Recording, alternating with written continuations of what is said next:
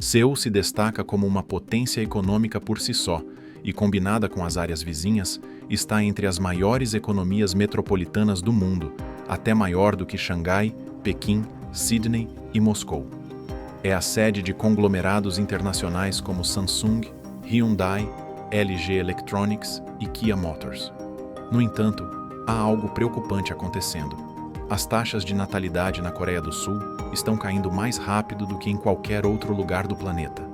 Na verdade, a situação é tão gravemente singular que a Coreia do Sul vem quebrando seu próprio recorde de baixa natalidade ano após ano. Em 2023, o número de recém-nascidos foi de apenas 230 mil, o que representa uma diminuição de 7,7% em relação ao ano anterior. Com isso, a taxa de fertilidade atual da Coreia do Sul é de 0,72, bem abaixo do nível de reposição populacional de 2,1, necessário para que uma nação substitua sua população de uma geração para outra. Esse número é a base de qualquer sociedade funcional. Se for maior, a população cresce. Se for menor, a população e sua cultura desaparecem. Quanto menor o número, mais rápido ocorre esse declínio. Apesar do seu retumbante sucesso econômico, a Coreia do Sul está, de fato, em processo de extinção. A população do país, atualmente de 51 milhões de pessoas, está em trajetória para ser reduzida até o final do século. O governo tem sido lento em reconhecer a profundidade e complexidade da crise, mas agora há um plano em andamento para revitalizar a estrutura familiar, mas de uma forma diferente.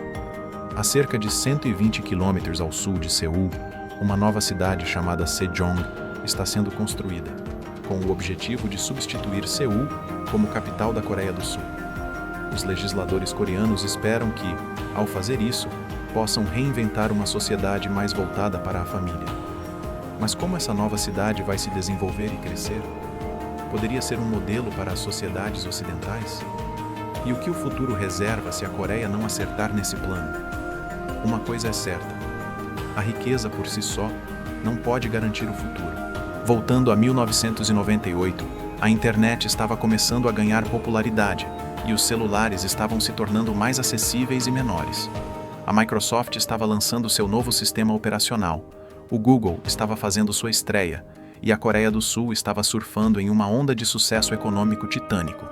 Seu PIB finalmente quebrou a armadilha da renda média e não havia como detê-lo. Nos anos seguintes, a economia da Coreia do Sul cresceu em velocidade alucinante, tornando-se uma das maiores do mundo, ultrapassando os 1 trilhão em 2006 e atingindo sua posição atual de 1,6 trilhão. Enquanto a economia da Coreia do Sul estava em expansão, sua população também crescia. De cerca de 20 milhões de cidadãos em 1950, ela dobrou para 40 milhões em 1983 e disparou para 51 milhões em 2016. No entanto, à medida que a economia e a população cresciam, as taxas de fertilidade caíam, especialmente à medida que os padrões de vida melhoravam. Essa transição revolucionária não foi apenas econômica e demográfica, mas também cultural. Uma parte crescente da sociedade coreana optou por uma vida sem filhos.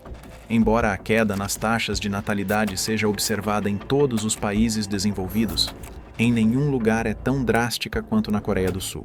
A atual taxa de natalidade de 0,72 pode não parecer tão ruim, mas veja o que isso significa ao longo de algumas gerações, se não for controlada.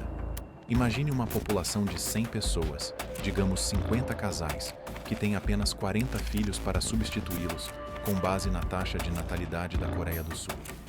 Esses filhos, por sua vez, teriam cerca de 16 filhos, que teriam apenas 6 filhos depois. Em apenas 4 gerações, a população de 100 se reduziria a apenas 6 pessoas. Isso representa uma queda de 94% em 4 gerações. As projeções para a Coreia do Sul são sombrias. Se as taxas de natalidade permanecerem baixas, a população cairá para 24 milhões, o mesmo nível visto em 1958. Desta vez, no entanto, a composição da sociedade será completamente diferente. Enquanto em 1958 a idade média era de 18 anos, hoje é de 45. Em 2100, a idade média na Coreia do Sul será de 59 anos, tornando-se uma nação de idosos. as consequências serão severas.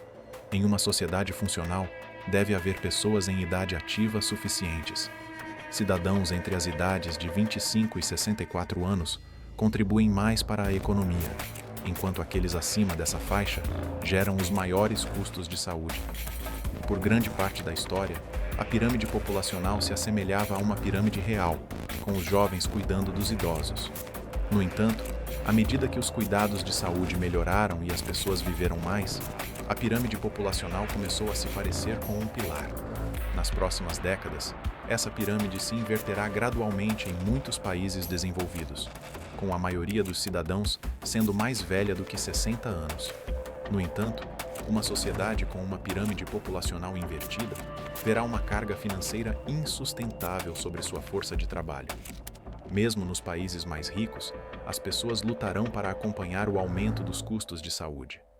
A tecnologia ajuda a suavizar o golpe, mas não pode resolver uma crise sistêmica como a queda nas taxas de natalidade, especialmente em um caso tão extremo como o da Coreia do Sul.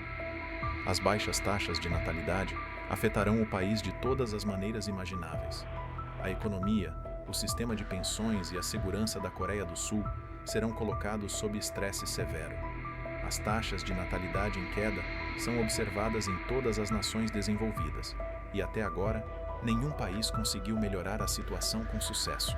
Aparentemente, a crise de fertilidade é endêmica e profundamente enraizada na cultura, tanto que simplesmente não sabemos o que funciona. Na Coreia do Sul, governos sucessivos têm investido dinheiro no problema nos últimos 20 anos. Mais de 286 bilhões de dólares foram investidos em programas sociais destinados a incentivar a formação de famílias nucleares, que é a unidade familiar tradicional na maioria das culturas.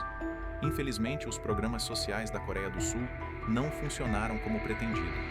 Ano após ano, o país continua a quebrar seu próprio recorde de baixa taxa de fertilidade. O problema está na forma como a Coreia do Sul cresceu na década de 1980, especialmente sua capital, Seul. Quase metade da população da Coreia do Sul vive em apenas 12% de seu território, principalmente em torno da capital e seus arredores.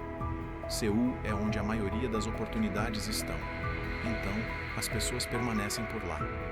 Infelizmente, lotar milhões de pessoas em um ambiente urbano apertado cria pressão sobre a infraestrutura e os recursos. Como resultado, sob sua fachada de alta tecnologia, glamour e K-pop, Seul se tornou uma corrida de ratos para aqueles que vivem lá. O trânsito horrível e a má qualidade do ar têm sobrecarregado os serviços públicos até seus limites, e a habitação tornou-se cada vez mais inacessível.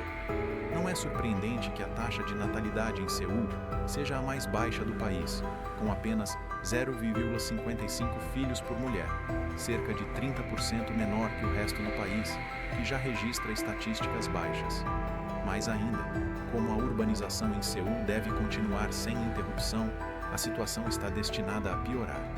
A Coreia do Sul já é o país mais caro para criar uma criança. Custos com aulas particulares e cuidados infantis são elevados, e criar um filho do nascimento aos 18 anos custa mais de 7,7 vezes o PIB per capita, a taxa mais alta do mundo. Para comparação, na Alemanha e na França, os custos para criar filhos são de 3,6 e 2,2 vezes o PIB per capita, respectivamente. A Coreia do Sul está em uma liga própria. No entanto, o governo não pensou em tudo ao planejar Sejong. Se tivessem, a taxa de natalidade teria sido ainda maior. Muitos funcionários do governo, cujos empregos foram transferidos para Sejong, não foram com eles. Em vez disso, continuam a viver em Seul, fazendo deslocamentos diários de várias horas para a nova capital. Muitos dizem que a nova cidade carece de cultura, ou, em outras palavras, é sem alma. Além disso, o transporte em Sejong é insuficiente. Apesar de ter sido planejada do zero, os desenvolvedores coreanos cometeram um erro grave. Deixaram de fora um sistema de transporte público. Sejong não tem rede de metrô ou bondes. Como esse erro aconteceu? Não sabemos. Como resultado, quase todas as viagens em Sejong são feitas por veículos motorizados pessoais. A cidade tem ônibus públicos, mas em número insuficiente. Apenas 7% do transporte em Sejong é feito por ônibus, enquanto carros respondem por 41% do transporte, o que é o dobro do que em Seul. Simplesmente, em Sejong, se você não tem um carro, você não consegue se locomover. Essa falha de infraestrutura, de certa forma, frustra o propósito da habitação acessível. Famílias recém-formadas lutam para encontrar benefícios financeiros que façam a mudança para lá valer a pena. Portanto, Sejong não é exatamente a cidade verde, de vanguarda e acessível como foi anunciada. E essa falha de infraestrutura pode ser um obstáculo para o demográfico que os desenvolvedores estão tentando atrair. Ainda assim, os legisladores coreanos depositaram suas esperanças em Sejong. Sua política é menos motivada pela escolha e mais por necessidade.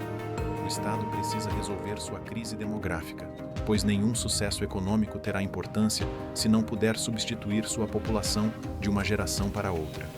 Sejong ilustra que o colapso demográfico é reversível, mas para que o plano funcione, o governo precisa redobrar seus esforços em programas sociais e resolver as deficiências de infraestrutura local. Caso contrário, Sejong será apenas uma cidade fantasma em construção. Este é o canal Impacto News. Se você gosta do nosso conteúdo e quer mostrar algum apoio, pode deixar um super agradecimento nos comentários. Obrigado pelo seu tempo e atenção.